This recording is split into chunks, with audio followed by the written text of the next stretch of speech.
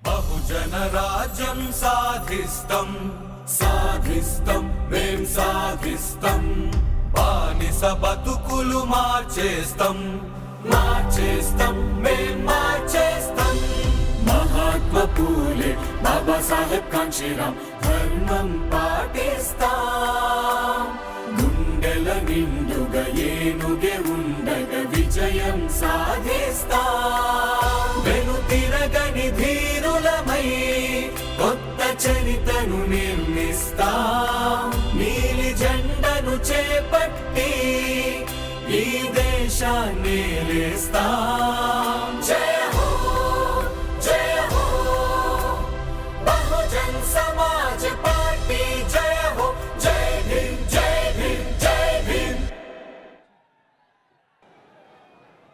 Telangana state के कोने कोने से आए हुए बीएसपी के सभी छोटे बड़े पदाधिकारी कार्यकर्ता केंद्रीय व स्टेट कोऑर्डिनेटर स्टेट अध्यक्ष एवं जनप्रतिनिधिगण, आप लोग अपने छोटे मोटे साधनों से चलकर मुझे सुनने के लिए यहाँ भारी संख्या में पहुँचे हैं, तो उसके लिए मैं आप सभी लोगों का हार्दिक दिल से आभार प्रकट करती हूँ।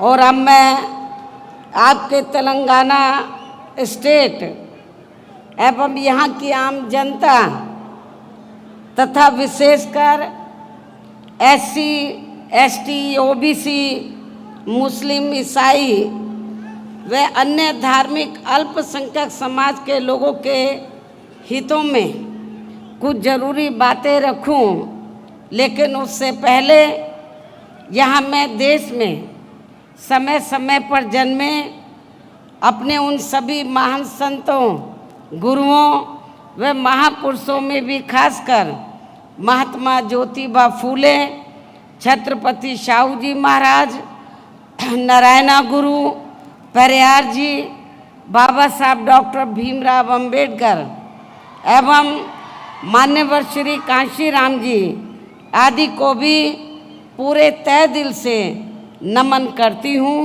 नतमस्तक करती हूँ, जिन्होंने अनेकों कष्ट झेलकर यहाँ खासकर एससी, एसटी व अन्य उपेक्षित वर्गों के लोगों को अपने पैरों पर खड़ा करने के लिए हर संभव पूरा प्रयास किया है, और जिनसे प्रेरित होकर व जिनके बताए हुए रास्तों पर चलकर ही मैंने खुद भी अपनी पूरी जिंदगी समर्पित की है।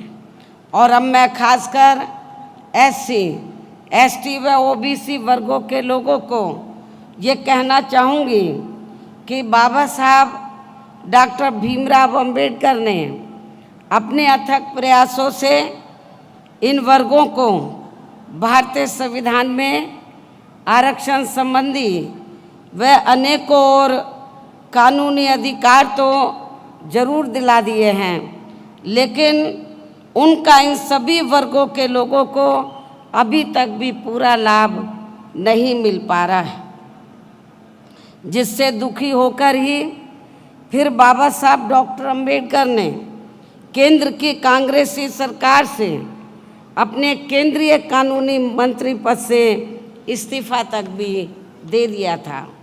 और उसके बाद आप लोगों को ये मालूम है कि परम पूज्य बाबा साहब डॉक्टर अंबेडकर ने भारतीय संविधान में आरक्षण व अन्य और ज़रूरी कानूनी अधिकार आप लोगों को दिए, एससी, एसटी, ओबीसी वर्गों के लोगों को दिए, और ख़ास तौर से ओबीसी वर्गों के लोगों के लिए भारतीय संविधान में आर्टिकल 340 की व्यवस्था करके तो उन्होंने ये प्रावधान किया कि देश में जो भी पहली सरकार बनती है वो कांग्रेस की बनी थी सेंट्रल में, तो उनकी जिम्मेवारी बनती है कि आर्टिकल 340 के तहत तो SC ST को छोड़कर जो अन्य पिछड़े वर्ग के लोग हैं, जिनकी शैक्षणिक, सामाजिक और आर्थिक स्थिति लगभग SC ST की तरह हैं,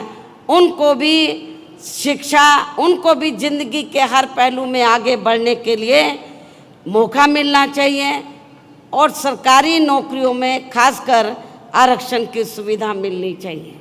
बाबा साहब डॉक्टर अंबेडकर जब पहले कानून मंत्री बने, आज़ाद भारत की जब पहली सरकार बनी उसमें कानून मंत्री बने, तो बाबा साहब डॉक्टर अंबेडकर ने तो उस समय पंडित जवाहरलाल नेहरू एंड कंपनी के लोगों को, केंद्र की सरकार को ये कहा कि SC ST का जो रिजर्वेशन कोटा है वो समय से पूरा होना चाहिए, और इनके अलावा जो अन्य पिछड़े वर्ग के लोग हैं तो आप कमीशन बैठाएं।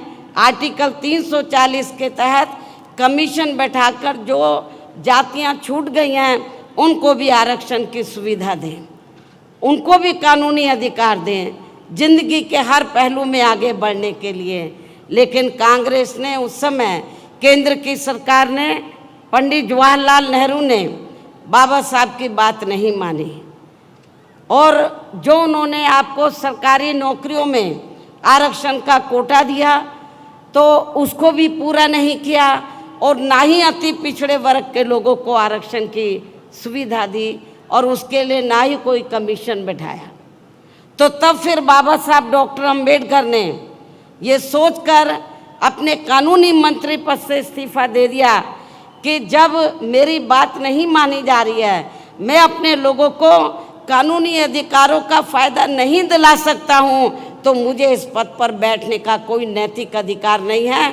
उन्होंने कानूनी मंत्री पद से इस्तीफा दे दिया था, और उसके बाद फिर वे अपने इन सभी वर्गों के लोगों को भाईचारे के आधार पर संगठित करने तथा केंद्र व राज्यों की भी राजनीतिक सत्ता की मास्टर चाबी इन्हें खुद अपने हाथों में लेने के लिए पूरे जी जान से लग गए थे।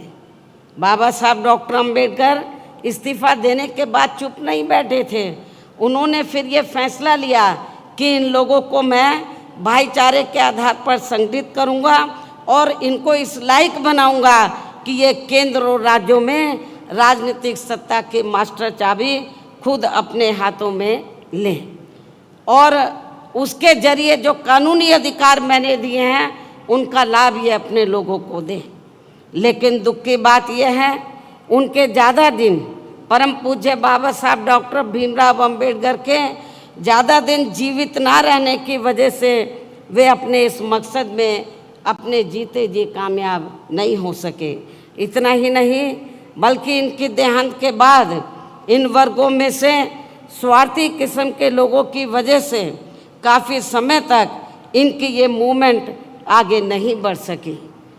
किंतु इन वर्गों के लोगों को मान्यवर श्री कांशी राम जी का बहुत बहुत आभारी होना चाहिए, जिनके त्याग, तपस्या व अथक प्रयासों से फिर बाबा साहब डॉक्टर भीमराव अंबेडकर की ये मूवमेंट बामसेफ, DS4 व BSP के राजनीतिक मंच के जरिए काफ़ी कुछ आगे बढ़ी है। और उनके जीते जी व देहांत के बाद भी मैं खुद भी पूरे जी जान से उनके इस मिशन को आगे बढ़ाने में पूरे जी जान से लगी हुई हूँ, जिसके तहत ही आबादी के हिसाब से देश के सबसे बड़े प्रदेश उत्तर प्रदेश में सर्व समाज में से खासकर गरीबों, दलितों, आदिवासियों, पिछड़े वर्गों, मुस्लिम व अन्य धार्मिक अल्पसंख्यक समाज के लोगों को भाईचारे के आधार पर संगठित करके फिर वहाँ मेरे नेतृत्व में हमारी पार्टी को, जो आबादी के हिसाब से देश का सबसे बड़ा प्रदेश है, फिर वहाँ मेरे नेतृत्व में हमारी पार्टी को 4 बार अपनी सरकार बनाने का मौका मिला है। और वहाँ हमारी पार्टी ने राजनीतिक सत्ता की मास्टर चाबी के जरिए इन वर्गों के लोगों को कानूनी अधिकारों का पूरा लाभ दिया है। उनके विकास व उत्थान के लिए अनेकों ठोस कदम उठाए गए।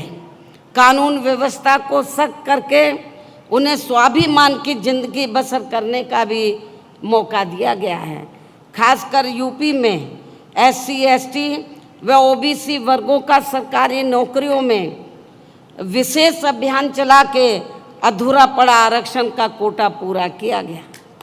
इनको व अन्य सभी समाज के गरीब एवं बेरोजगार लोगों को भी दूसरी पार्टियों की सरकारों की तरह उन्हें बेरोजगारी भत्ता न देकर सीधे तौर पर रोटी रोजी के साधन भी उपलब्ध कराए हैं।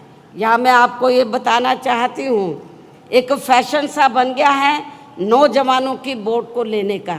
जब भी इलेक्शन होता है, या पार्लियामेंट का हो या असेंबली का हो, खासकर कांग्रेस पार्टी का हमेशा हर चुनाव में ये कहती है कि जब हमारी सरकार बन जाती है, कांग्रेस बोलती है जब कांग्रेस पावर में आ जाएगी तो जो नौजवान गरीब बेरोजगार लोग हैं तो उनको रोटी रोजी के साधन तो उपलब्ध नहीं करा पाएगी, लेकिन उनको बेरोजगारी भत्ता 2-3 हज़ार रुपये ज़रूर दे देगी। मैं समझती हूँ ये ठीक नहीं है। हमारी पार्टी इसमें भरोसा नहीं रखती है, इस सोच में, इस नीति में भरोसा नहीं रखती है। और हमने केवल कहानी करके दिखाया। और उत्तर प्रदेश में मैंने अपनी चारों हुकूमतों में वहाँ पे जो नौजवान गरीब लोग थे, बेरोज़गार लोग थे, उनको बेरोज़गारी भत्ता नहीं, बेरोज़गारी भत्ता क्या 4-5 हज़ार रुपये दे दो, उससे क्या आपका घर का खर्चा चल पाएगा? मैं समझती हूँ नहीं चल पाएगा।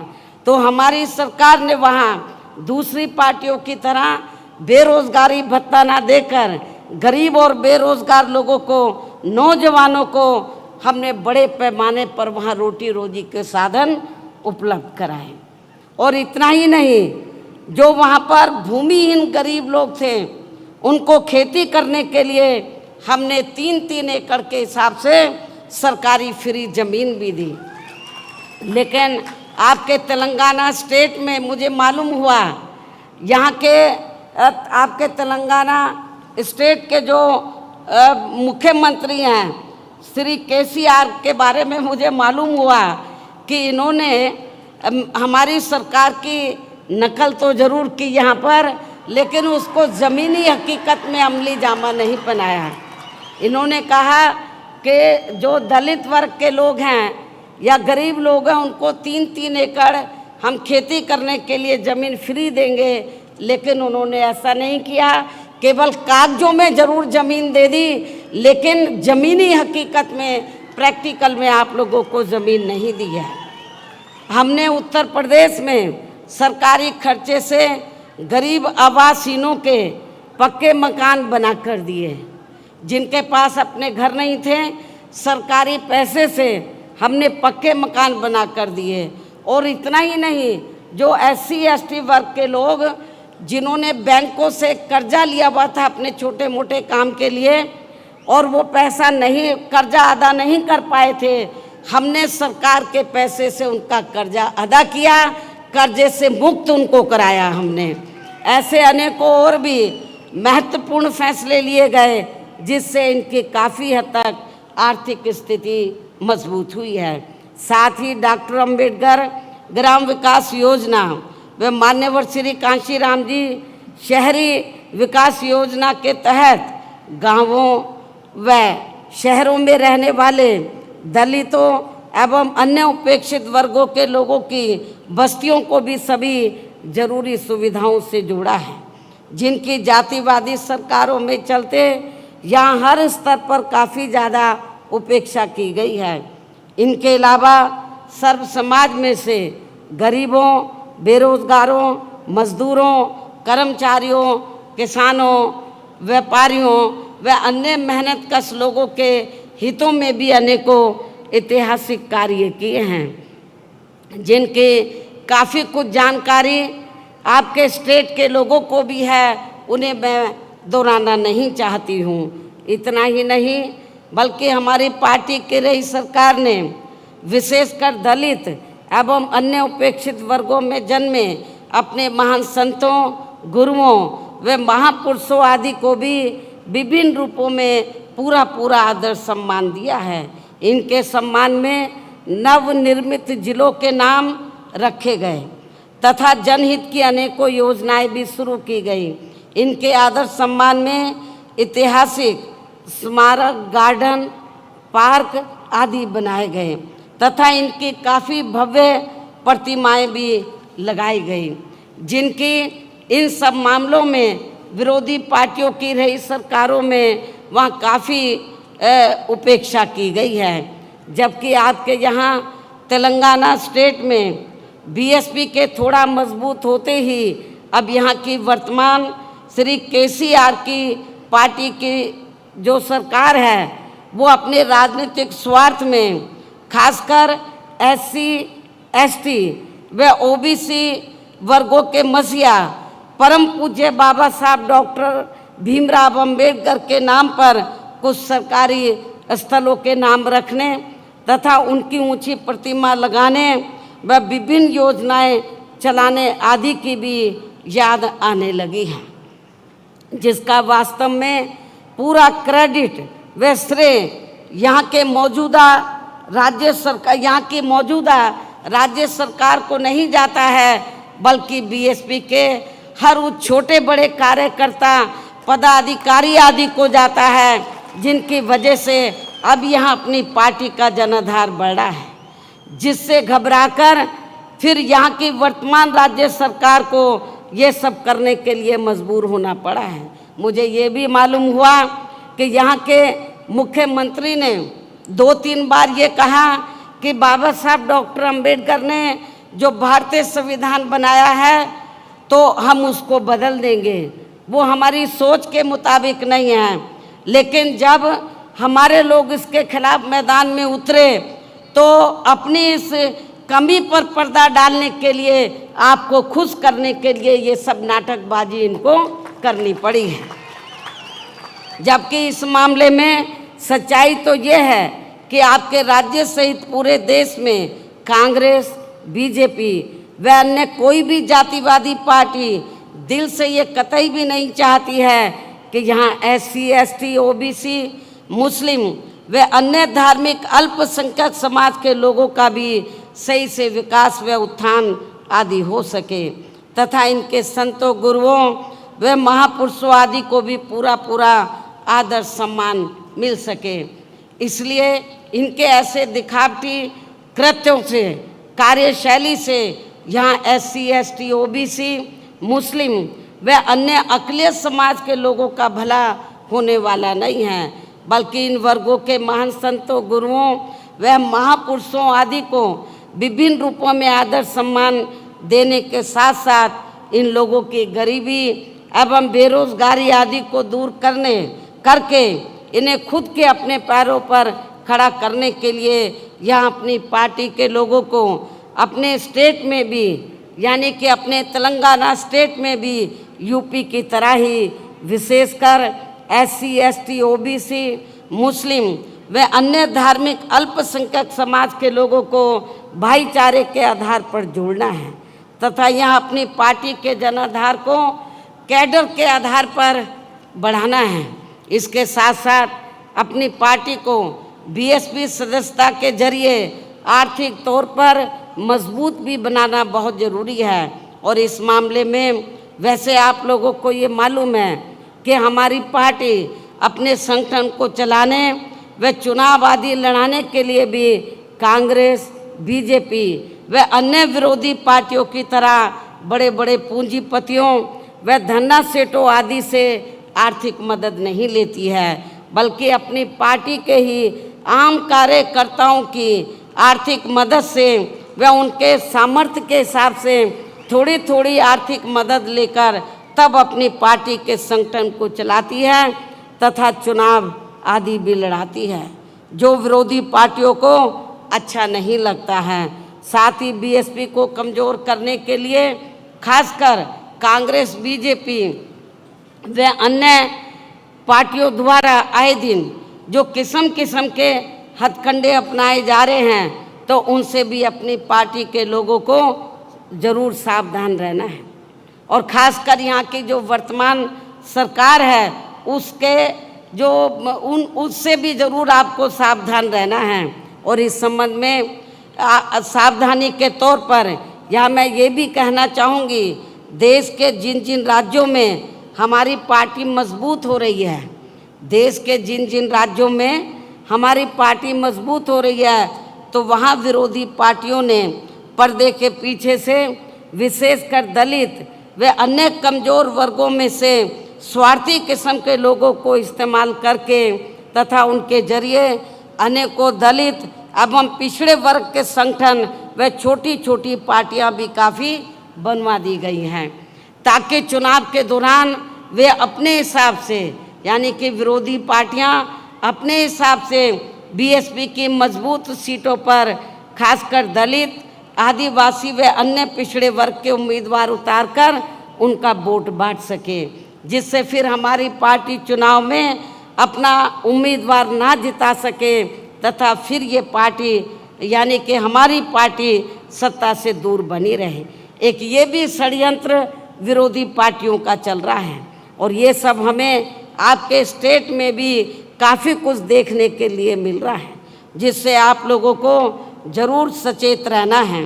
अर्थात आपको अपना वोट कतई भी बांटना नहीं है, जबकि बीएसपी के खासकर दलित बेस वोट को तोड़ने के लिए अब सभी विरोधी पार्टियां इनके मसीहा परम पूज्य बाबा साहब डॉक्टर भीमराव अंबेडकर की जयंती एवं पुण्यतिथि पर किस्म किस्म के कार्यक्रम आदि करके खूब नाटक करती रहती हैं, जिनको यहाँ के जातिवादी लोग व उनकी पार्टियाँ उनके जीते जी बिल्कुल भी आगे बढ़ते हुए देखना नहीं चाहते थे।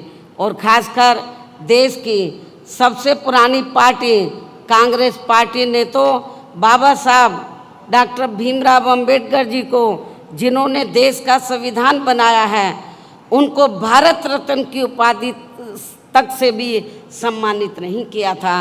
आज़ादी के बाद कांग्रेस पार्टी लंबे अरसे तक सेंटर की सत्ता में रही।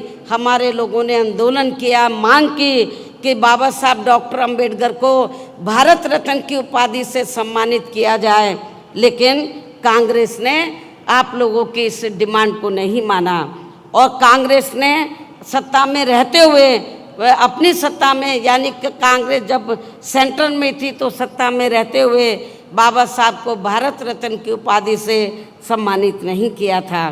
इतना ही नहीं बल्कि केंद्र में रही इसी कांग्रेस पार्टी की सरकार में ही पिछड़े वर्ग की आरक्षण से संबंधित मंडल कमीशन की रिपोर्ट आ गई थी, जिसे भी इनकी सरकार ने लागू नहीं किया था।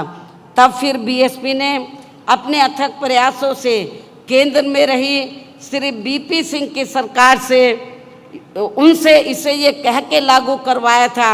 उस समय जब श्री बीपी सिंह की सरकार सेंटर में बनी उनके नेतृत्व में, तो हमारी पार्टी के पहली बार कुछ मेंबर पार्लियामेंट जीत कर आए थे। खाता खुला था पार्लियामेंट में और मैं भी मेंबर पार्लियामेंट बनी थी, लोकसभा में मैं चुनकर आई थी। तो उस समय श्री बीपी सिंह ये चाहते थे कि मान्यवर श्री कांशीराम जी को उन्होंने कहा कि हम ये चाहते हैं कि आपकी पार्टी सरकार में शामिल हो और हम मायावती को जो आप चाहे हम बड़ी मिनिस्ट्री देने के लिए तैयार हैं। लेकिन हमने मान्यवर श्री कांशीराम जी ने श्री बीपी सिंह को ये कहा कि हमें आपके मंत्रालय कोई भी नहीं चाहिए, हमें केवल 2 काम चाहिए आपसे। एक तो बाबा साहब डॉक्टर अंबेडकर को भारत रत्न की उपाधि से आप सम्मानित कर दो और दूसरा जो मंडल कमीशन की रिपोर्ट जो कांग्रेस ने ठंडे बस्ते में डाली है उसको लागू कर दो, हमें आपका मंत्रालय नहीं चाहिए। श्री बीपी सिंह जी ने हमारी इस 2 बातों को माना, शर्तों को, और तभी फिर उनकी ही सरकार में बाबा साहब डॉक्टर भीमराव अंबेडकर को भी भारत रत्न की उपाधि से सम्मानित किया गया था। इसके साथ साथ कांग्रेस पार्टी ने इनको लोकसभा, आप लोगों को ये मालूम है कि कांग्रेस ने तो बाबा साहब डॉक्टर भीमराव अंबेडकर को अपने उनके खिलाफ और सभी हिंदूवादी ताकतों को इकट्ठा करके कांग्रेस पार्टी ने बाबा साहब को लोकसभा में जीतकर सीधा नहीं जाने दिया था। इतना ही नहीं बल्कि बाबा साहब के देहांत के बाद इनकी मूवमेंट को आगे बढ़ाने के लिए अपनी पूरी जिंदगी समर्पित करने वाले बीएसपी के जन्मदाता एवं संस्थापक मान्यवर श्री कांशीराम जी के देहांत होने पर उस समय केंद्र में रही कांग्रेस पार्टी की सरकार ने उनके सम्मान में एक दिन के लिए भी राष्ट्रीय शोक घोषित नहीं किया था, राष्ट्रीय झंडे नहीं झुकाए थे। हालांकि इन सब मामलों में बीजेपी व अन्य विरोधी पार्टियां भी कोई कम नहीं रही हैं, जो अब सरकारी कार्यों को भी अधिकांश प्राइवेट सेक्टर को ही देकर इनके आरक्षण को ही धीरे धीरे ख़त्म करने में लगी हैं, क्योंकि प्राइवेट सेक्टर में अभी तक भी इनके लिए अलग से कोई आरक्षण की व्यवस्था नहीं की गई है। खासकर एससी व एसटी के कर्मचारियों को अब पदोन्नति में आरक्षण का भी पूरा लाभ नहीं मिल पा रहा है। इसके साथ ही अपने अपने राजनीतिक स्वार्थ में इन वर्गों के लिए केंद्रीय व राज्य स्तर पर घोषणाएं तो खूब की जा रही हैं, लेकिन ज़मीनी हकीकत में उनका बहुत कम लाभ ही इन्हें मिल पा रहा है। कहने का तात्पर्य ये है कि पूरे देश में अब इन वर्गों के लोगों को ऐसी सभी विरोधी पार्टियों के कतई भी बहकावे में नहीं आना है। और आप लोगों को यहाँ की जो वर्तमान राज्य सरकार है तो वो तो आप लोगों को गुमराह करने के लिए तो नंबर 1 पर है, किस्म किस्म के नाटक करने में माहिर है, लेकिन आप लोगों को इनके बहकावे में बिल्कुल भी नहीं आना है। और इन्हें अपनी केवल आप लोगों को केवल अपनी एकमात्र हितैषी पार्टी बीएसपी को ही मजबूत बनाकर उसे कामयाब बनाना है, जो कहने में बहुत कम व कार्य करके दिखाने में ही ज़्यादा विश्वास रखती है। अर्थात बीएसपी की कथनी व करनी में कभी कोई अंतर नहीं होता है, यानी कि बीएसपी जो कहती है उसे करके भी दिखाती है। आप लोगों को ये मालूम है यूपी में 4 बार हमारी सरकार बनी। हमने सरकार बनाने से पहले जब हम चुनाव में गए, असेंबली के चुनाव में, हमने दूसरी पार्टियों की तरह कोई अपना मैनिफेस्टो जारी नहीं किया। हमने कहा हम पावर में आ जाएंगे तब हम अपना मैनिफेस्टो जारी करेंगे, हम क्या करना चाहते हैं। हमने 4 बार कोई अपना मैनिफेस्टो जारी नहीं किया और जब सत्ता में आ गए फिर हमने बता दिया कि हम क्या करना चाहते हैं। इन्हीं ज़रूरी बातों के साथ ही अब मैं आप लोगों से यही कहना चाहती हूँ कि यहाँ आपके तेलंगाना स्टेट में जब भी विधानसभा के आम चुनाव होते हैं, आप लोगों को मालूम है कुछ महीने का बाकी बचे हैं, तो तब फिर यहाँ आपको अपने स्टेट में भी अपनी पार्टी को सत्ता में लाने का हर संभव पूरा प्रयास करना है। लोग उसके बाद लोकसभा के आम चुनाव होंगे। लोकसभा आम चुनाव में भी आपको अपने प्रदेश से पार्टी के ज़्यादा से ज़्यादा सांसद जिता कर लाने हैं, मेंबर पार्लियामेंट जिता कर लाने हैं।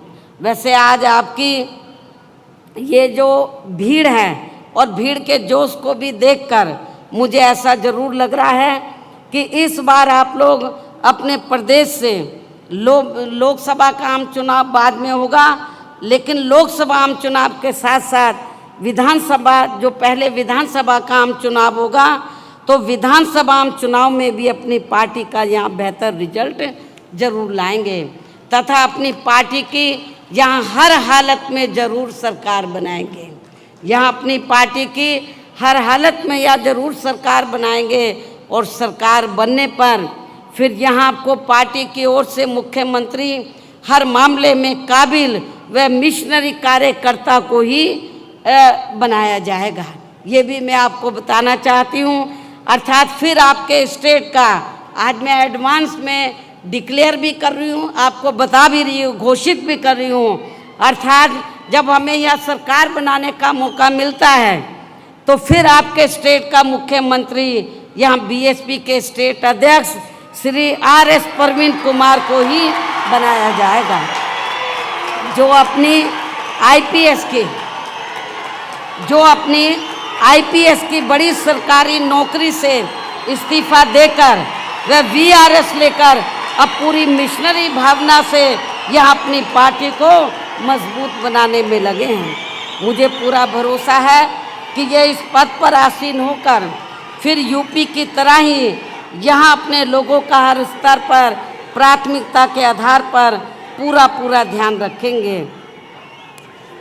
इसके साथ ही ये यूपी की तरह ही यहाँ अपने संतों, गुरुओं व महापुरुषों आदि को भी पूरे दिल से आदर सम्मान देंगे। और इसके लिए आपके केंद्रीय स्टेट कोऑर्डिनेटर श्री रामजी गौतम भी मेरे दिशा निर्देशन में यहाँ के स्थानीय लोगों के साथ मिलकर अपनी पार्टी के जनाधार को बढ़ाने में वे आर्थिक तौर पर मजबूती देने में भी पूरे जी जान से लगे हैं। मुझे ये मालूम है कि हमारे स्टेट के प्रेसिडेंट के साथ साथ यहाँ पर लोकल जो स्टेट कोऑर्डिनेटर हैं वो भी यहाँ पार्टी को मजबूत बनाने में पूरे जी जान से लगे हैं। उनसे भी मैं यहाँ कहना चाहूँगी कि वे यहाँ के स्टेट में होने वाले विधानसभा आम चुनाव, पहले विधानसभा का आम चुनाव होगा कुछ ही महीने में, यहाँ आपके स्टेट में होने वाले विधानसभा आम चुनाव व इसके बाद लोकसभा आम चुनाव में भी अपनी पार्टी का बेहतर रिजल्ट लाने में अपना पूरा योगदान देंगे। तन मन धन से पार्टी को मजबूत बनाएंगे। ये मेरी यहाँ के जो पार्टी के जो वरिष्ठ लोग हैं और हमारे केंद्रीय स्टेट कोऑर्डिनेटर हैं उनसे मेरी पुरजोर अपील है। आप सभी लोगों से, कार्यकर्ताओं से भी, सभी छोटे बड़े पदाधिकारियों से भी अपील है कि कोई भी काम कठिन नहीं होता है, लेकिन आपकी इच्छा शक्ति होनी चाहिए। आप ये तहिया कर लें कि हमें यहाँ की वर्तमान स्टेट गवर्नमेंट को हमें सत्ता से बाहर करना है। जो ये सपना देख रहे हैं कि हम बाबा साहब का संविधान बदल देंगे, आप लोगों को संविधान, आप लोगों को इस लायक उनको नहीं छोड़ना कि वो संविधान बदलने के लायक हो। उनको सत्ता से बाहर करके आप लोगों को सत्ता पर काबिज होना होगा। आपको मेहनत करनी होगी। यूपी में भी वहाँ के लोगों ने बहुत मेहनत की। आप लोगों को ये मैं बताना चाहती हूँ कि आप लोगों को लगता होगा कि यूपी में बीएसपी अब थोड़ा कमज़ोर क्यों हो रही है। बीएसपी कमज़ोर नहीं हो रही है। वहाँ पर जब तक उत्तर प्रदेश में बैलेट पेपर से चुनाव होता रहा, हमारी पार्टी का जनाधार आगे बढ़ा है, बराबर बढ़ा है। और जब से चुनाव ईवीएम से हो रहा है तो समझ में नहीं आ रहा हमारा वोट कहाँ चला गया है। तो उसमें काफ़ी हेरा फेरी की है, धांधली ये की जा, पहले कांग्रेस करती थी, अब बीजेपी कर रही है, स्थानीय पार्टी भी कर रही हैं। लेकिन जब ये लोग ईवीएम में धांधली करते हैं, कभी कभी धांधली करने वाले लोग जिनको ये इस्तेमाल करते हैं, कभी कभी उनका सिस्टम फेल भी हो सकता है। इसलिए आप लोगों को ठंडे होकर नहीं बैठना है। तो चाहिए ईवीएम से कराएं, कुछ भी करें, आप लोगों को हर प्रकार की तैयारी करके तो यहाँ पर अपनी सरकार बनाना बहुत ज़रूरी है। आप लोगों को मालूम है यहाँ की कुछ स्थानीय समस्याएं थी।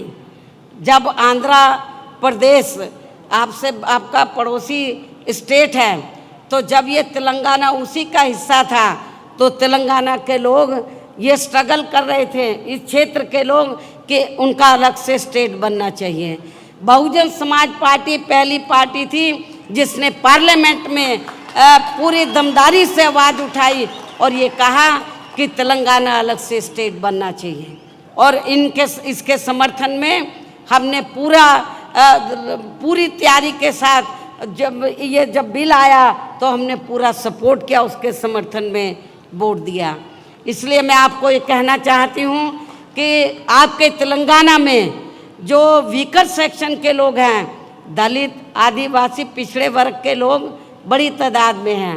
आदिवासी लोगों की हालत काफ़ी ज़्यादा ख़राब है, दलितों की भी हालत काफ़ी ज़्यादा ख़राब है, पिछड़ों की भी नौजवान लोग इधर बेरोजगार है, यहाँ पर भर्ती होती है, धांधली होती है, भर्ती में घपला होता है, और जब लोग आवाज़ उठाते हैं तो उनकी आवाज़ को दबाने का पूरा प्रयास किया जाता है। हमारे लोग जब मैदान में आते स्ट्रगल करते हैं तब ये जांच बिठाते हैं, ये लोग नहीं चाहते कि आप लोगों को रोटी रोजी के साधन मिले, आप लोगों की जो अन्य स्थानीय समस्याएं हैं उनका समाधान हो, ये लोग बिल्कुल नहीं चाहते हैं। चाहे कांग्रेस हो, बीजेपी हो या यहाँ की स्थानीय पार्टियाँ हों, वो बिल्कुल नहीं चाहती हैं कि यहाँ पर जो दबे कुचले लोग हैं, वीकर सेक्शन के लोग हैं, अपने पैरों पर खड़े हों। तो मेरी आप लोगों से यही अपील है कि आप लोग यदि चाहते हैं मान सम्मान की ज़िंदगी बसर करना, स्वाभिमान की ज़िंदगी बसर करना, अपने पैरों पे खड़ा होना चाहते हैं, अपने संतों, गुरुओं और महापुरुषों को यूपी की तरह आदर सम्मान देना चाहते हैं, आप लोग जुर्म जाति से निजात पाना चाहते हैं, कितना बुरा हाल है अपने लोगों का।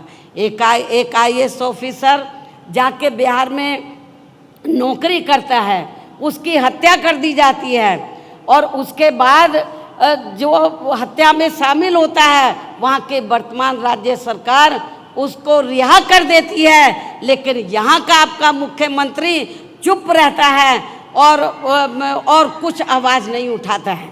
BSP ने इसके खिलाफ आवाज़ उठाई, ये गलत हो रहा है। लेकिन यूपी में हमने जो दबे कुचले लोग थे, जो पिछड़े वर्ग के लोग थे, उनको पूरा न्याय दिया, उनके ऊपर जुर्म जाति नहीं होने दी। हालांकि हमने जो फैसले लिए, दूसरी पार्टियां उसकी नकल करने की पूरी कोशिश में लगी रहती है, लेकिन वो जातिवादी मानसिकता होने की वजह से उनकी नीयत साफ नहीं है, इसलिए वो लोग उसका फ़ायदा आप लोगों को नहीं दे पा रहे हैं। तो मेरी आप लोगों से फिर पुरजोर अपील है कि कुछ ही महीनों में असेंबली का चुनाव होगा। आप लोग चुनाव से पहले अपने संगठन को मजबूत करें, पार्टी के जनाधार को बढ़ाएं, खास तौर से वीकर सेक्शन में, माइनॉरिटीज़ में, और जो अपर कास्ट में से गरीब लोग हैं, मेहनत कश लोग हैं, उनको भी तैयार करें, सर्व समाज को जोड़ें, बहुत बड़ी ताकत बनाएं, जनाधार को बढ़ाएं, और ताकि आप लोगों की अपनी सरकार बने। इसी उम्मीद के साथ अब मैं आप लोगों का और ज़्यादा समय न लेते हुए आप लोगों से यही रजा लेती हूँ। जय भीम, जय भारत।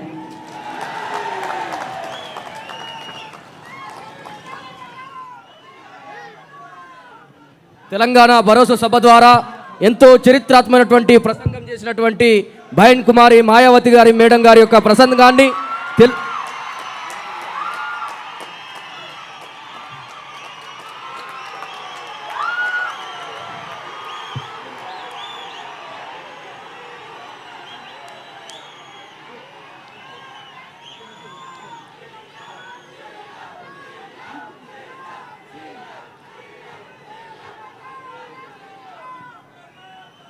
ఎంతో చరిత్రాత్మకమైనటువంటి ప్రసంగాన్ని తెలుగులో అనువాదం చేయడానికి మన రాష్ట్ర ఉపాధ్యక్షులు దాగిళ్ళ దయానందరావు గారు వారి మేడం గారి యొక్క ప్రసంగాన్ని తెలుగులో అనువాదం చేస్తారు.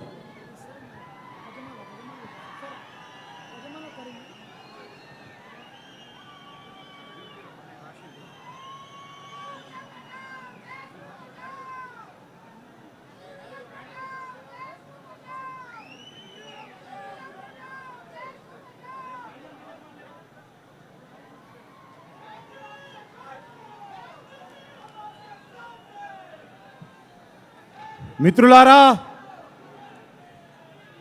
తెలంగాణలోని రాష్ట్ర నాయకులు, జిల్లా నాయకులు, అసెంబ్లీ నాయకులు, ఈ యొక్క తెలంగాణ రాష్ట్రం నుంచి తరలి వచ్చిన అశేష జనానికి నా యొక్క శుభాభివందనాలు తెలియజేస్తున్నాను.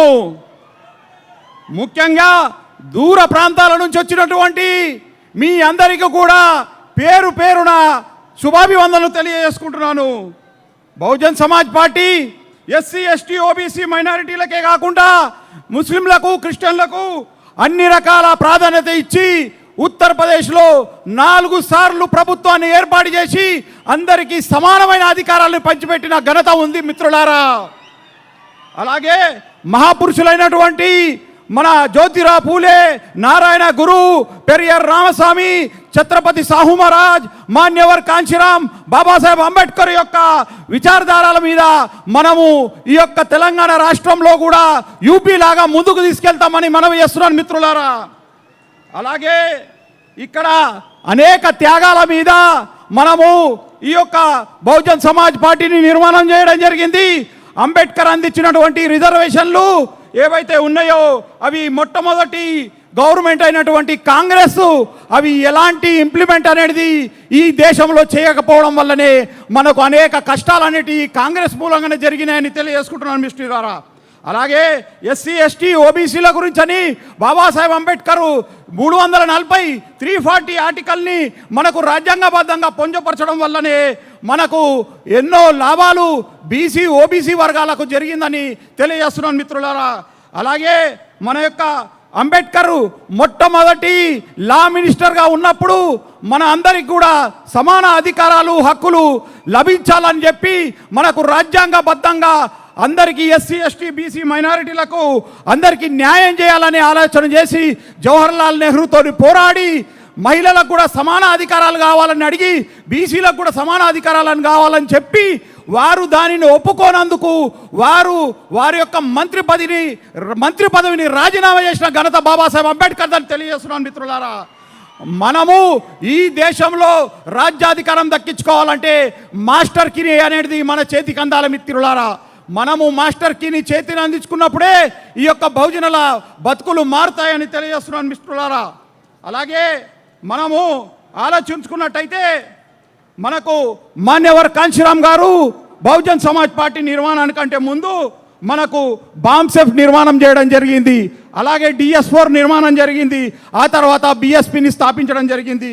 ఈ యొక్క మిషను ఈ యొక్క భారతదేశంలో ఎంత పెద్ద జాతీయ పార్టీగా మనం ఆవిర్భవింపజేసుకున్నాం అనేది మీకు అందరికీ తెలిసిన విషయమే. ఉత్తరప్రదేశ్లో మనం ఏవైతే సంస్కరణలు చేసినామో ఉత్తరప్రదేశ్లో 4 సార్లు బెహన్ కుమారి మాయావతి గారు ముఖ్యమంత్రిగా అన్ని అధికారాలు ఎస్సీ ఎస్టీ బీసీ మైనారిటీలకు నిరుద్యోగులకు అందరికీ ఉపాధి వాళ్లకు ఉద్యోగాలు కల్పించడం అనేది జరిగింది మిత్రులారా.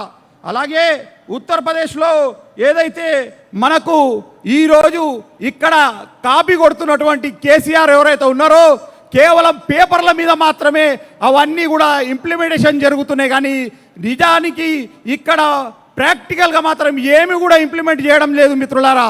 కాబట్టి నేను ఒకటే విషయం చెప్తున్నాను, మనము ఒకవేళ బహుజన్ సమాజ్ పార్టీని మనము ఓటేసి గెలిపించుకున్నట్టయితే బెహన్ కుమారి మాయావతి గారు ఏదైతే యూపీలో మనకు అందించినటువంటి రైతులకు ఎన్నో ఎకరాల భూమిని లక్షల ఎకరాల భూమిని మొట్టమొదటిసారి ముఖ్యమంత్రి అయినప్పుడు ఉచితంగా పంచియడం జరిగింది మిత్రులారా.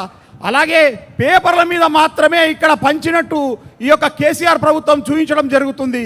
కానీ వాస్తవానికి ఉత్తరప్రదేశ్లో అది పూర్తిగా డబుల్ బెడ్రూమ్ ఇల్లే కానివ్వండి అన్నీ కూడా అక్కడ 4 సార్లు ముఖ్యమంత్రి అయినప్పుడు ఏవైతే పథకాలు అమలు చేశామో అవన్నీ ఇక్కడ అమలు పరుస్తున్నట్టు కేవలం పేపర్ల మీద మాత్రమే భ్రమింపజేస్తున్నాడు. కాబట్టి మీరంతా జాగ్రత్తగా ఉండాలి.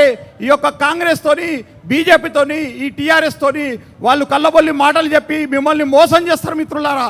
కాబట్టి మీరందరూ కూడా ఖచ్చితంగా మీ యొక్క రాబోయే ఎన్నికల్లో మనము మన యొక్క నాయకులని గెలిపించుకోవాల్సిన అవసరం ఉందని తెలియజేస్తున్నాను మిత్రులారా. ఇప్పుడు మనం కనుక చూసినట్టయితే బహుజన్ సమాజ్ పార్టీ మనకు ఒక మహానాయకుడిని ఈరోజు బెహన్ కుమారి మాయావతి గారు రాబోయే రోజులలో మనకు ఈ తెలంగాణ రాష్ట్రానికి ముఖ్యమంత్రిగా ప్రకటించడం జరిగింది ముఖ్యమంత్రిని. అలాగే మనము ఈ యొక్క ఎమ్మెల్యే ఎలక్షన్లే కాకుండా ఎంపీ ఎలక్షన్లో కూడా మనం పెద్ద ఎత్తున మన యొక్క సత్తాను చాటాల్సిన అవసరం ఉందని తెలియజేస్తున్నాను మిత్రులారా. అలాగే మహాపురుషులైనటువంటి మన మహనీయుల యొక్క కట్టడాలు అంబేద్కర్ పార్కే కానివ్వండి లేదా యూనివర్సిటీయే గౌతమ్ బుద్ధ యూనివర్సిటీయే కానివ్వండి ఇంకా మహాపురుషుల పేర్ల మీద అనేక రోడ్ల పేర్లు కానివ్వండి అనేక సందర్భాలలో ఎన్నో గొప్ప గొప్ప సంస్కరణలు అనేది ఉత్తరప్రదేశ్లో ఏదైతే చేయడం జరిగిందో అది ఇక్కడ తెలంగాణలో రాబోయే రోజులలో అవన్నీ ఇంకా అంతకంటే గొప్పగా మనం ఇక్కడ అమలు పరుచుకుందామని తెలియజేస్తున్నాం మిత్రులారా. అలాగే ఏదైతే దళితుల పట్ల ఘోరాతి ఘోరంగా ఈ కేసీఆర్ నోరు మెదపప్పుకోవడం అనేది కూడా మీరు చూస్తున్నారు మిత్రులారా. మొన్న జరిగినటువంటి బీహార్లో ఒక ఐఏఎస్ ఆఫీసర్ కృష్ణయ్య అనే ఒక దళిత ఆఫీసర్ని అక్కడ చంపినటువంటి గూండాలను జైల్లో పెట్టినా కూడా అక్కడ నుండి వాళ్ళు అన్యాయంగా అక్రమంగా ప్రభుత్వం యొక్క విధి విధానాలను మార్చి మరీ వారిని విడుదల చేయడం జరిగింది మిత్రులారా. కానీ ఉత్తరప్రదేశ్లో మనము చట్టాన్ని చాలా గొప్పగా అమలుపరుచుకున్న చరిత్ర మనకు ఉంది మిత్రులారా. అట్లాగే ఎస్సీ ఎస్టీ బీసీలే కాకుండా అగ్రవర్ణ పేదలకు కూడా ఎన్నో గొప్ప పథకాలు మనకు ఉత్తరప్రదేశ్లో అమలుపరుచుకోవడం జరిగింది మిత్రులారా. కాబట్టి మీ అందరికీ మనవి చేస్తున్నాను, మీరంతా కూడా రాబోయే రోజులలో బహుజన్ సమాజ్ పార్టీని మహాపురుషుల యొక్క విచారధారాన్ని ముందుకు తీసుకెళ్ళి ఈ యొక్క దేశంలోనే జాతీయ పార్టీ అయినటువంటి బహుజన్ సమాజ్ పార్టీని తెలంగాణ నుంచి నాంది పలకడం జరుగుతుందని తెలియజేస్తున్నాను మిత్రులారా.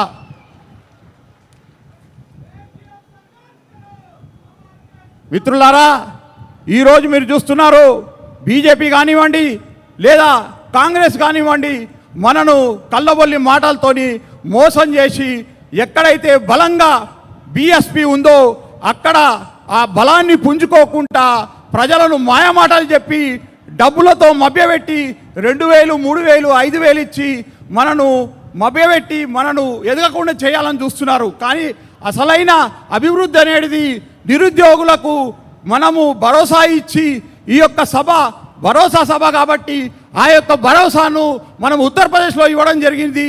మీకు ఇక్కడ కూడా తెలంగాణలో అదే భారస్వామి కలిగించి రాబోయే రోజులలో సత్తాన్ని చాడతామని తెలియజేస్తున్నాను మిత్రులారా. కాబట్టి మీరంతా కూడా బహుజన్ సమాజ్ పార్టీకి పెద్ద ఎత్తున మద్దతు తెలిపి బహన్ కుమారి మాయావతికి కూడా పెద్ద ఎత్తున మీరు ఒక్కసారి హర్షధ్వానాలతో వారికి కృతజ్ఞతలు తెలియజేయాలని తెలియజేస్తున్నాను మిత్రులారా. జై భీమ్, జై భారత్. ఇప్పుడు కాబోయే ప్రధానమంత్రి బహన్ కుమారి మాయావతి మేడం గారికి తెలంగాణ రాష్ట్ర కాబోయే ముఖ్యమంత్రి డాక్టర్ ఆర్ఎస్ ప్రవీణ్ కుమార్ గారు అదేవిధంగా రాష్ట్ర నాయకులంతా కూడా గజమాలతో సత్కరిస్తారు. అదేవిధంగా ఏనుగు బొమ్మను జ్ఞాపికగా అందజేస్తారు. అది ఇప్పుడు రాష్ట్ర అధికార ప్రతినిధి అరుణా క్వీన్ గారు ఓట్ ఆఫ్ థ్యాంక్స్ చెప్పి ఈ కార్యక్రమాన్ని సభను ముగిస్తారు.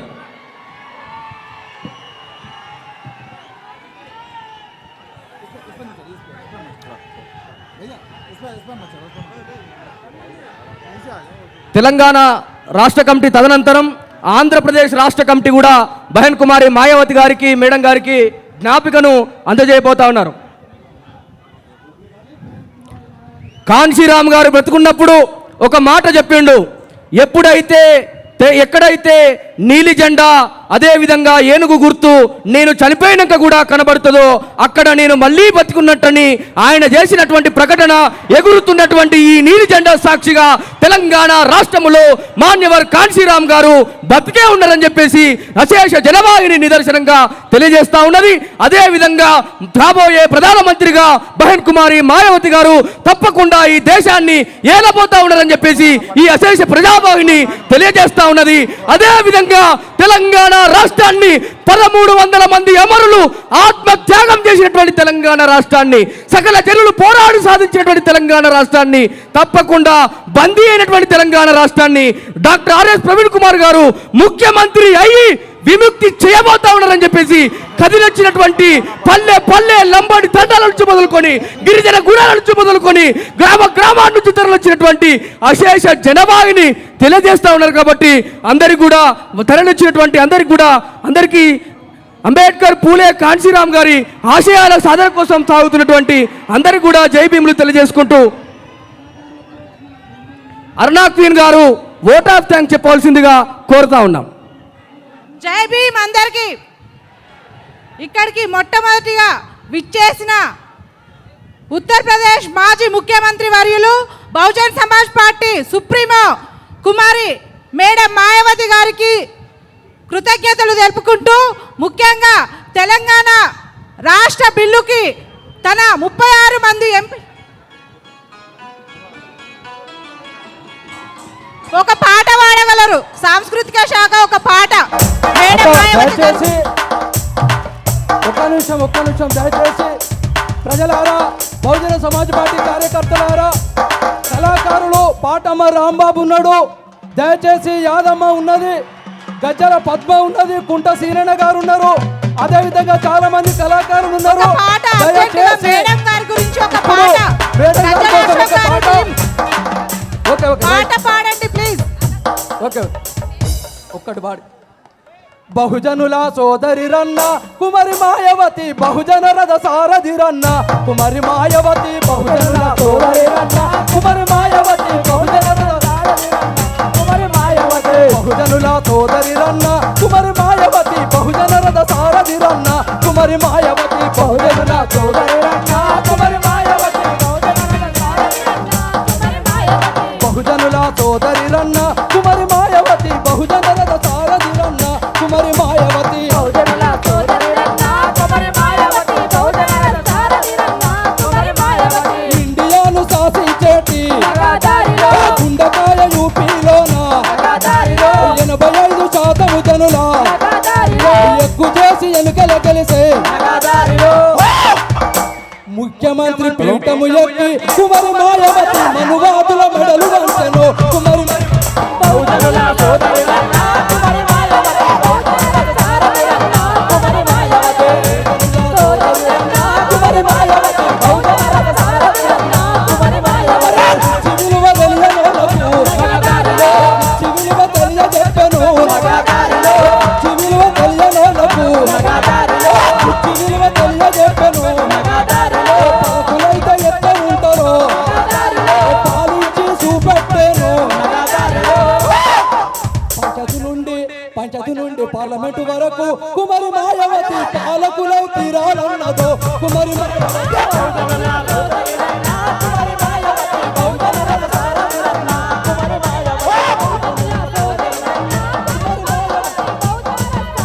రాంబాబు గారు ఒక పాట ఒక చరణం, పాటమ్మ రాంబాబు గారు, యాదమ్మ ఒక పాట, పాటమ్మ రాంబాబు గారు ఒక పాట చరణం ప్లీజ్.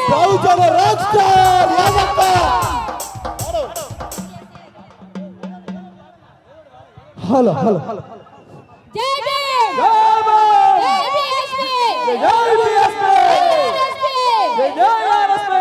నాయకత్వం వర్ధిల్లాలి, నాయకత్వం వర్ధిల్లాలి,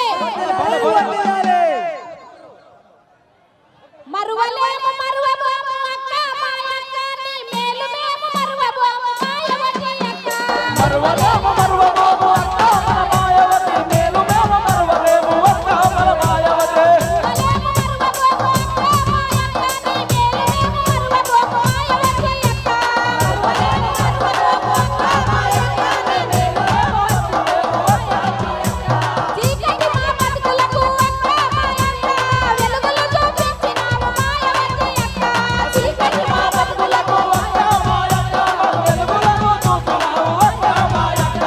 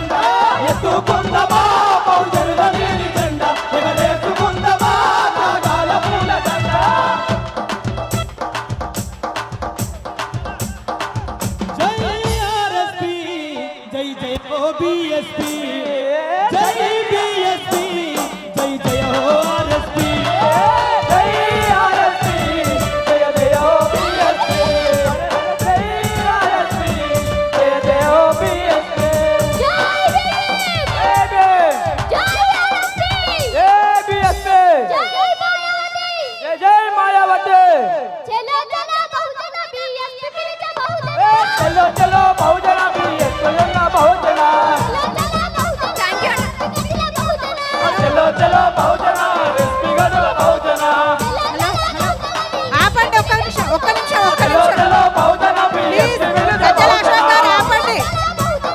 సామాజిక ఆర్థిక రాజకీయ పరివర్తన మహోద్యమ నాయకురాలు బహుజన్ సమాజ్ పార్టీ సుప్రీమో గారికి తెలంగాణ ప్రజలందరి తరపున కృతజ్ఞతలు తెలుపుకుంటున్నా. ఇక్కడికి తెలంగాణ వ్యాప్తంగా తరలి వచ్చిన ప్రతి ఒక్క కార్యకర్తకు లీడర్ కి ప్రత్యేక కృతజ్ఞతలు. ఇక్కడికి వచ్చి సపోర్ట్ చేసిన media print and electronic media మిత్రులకి కృతజ్ఞతలు.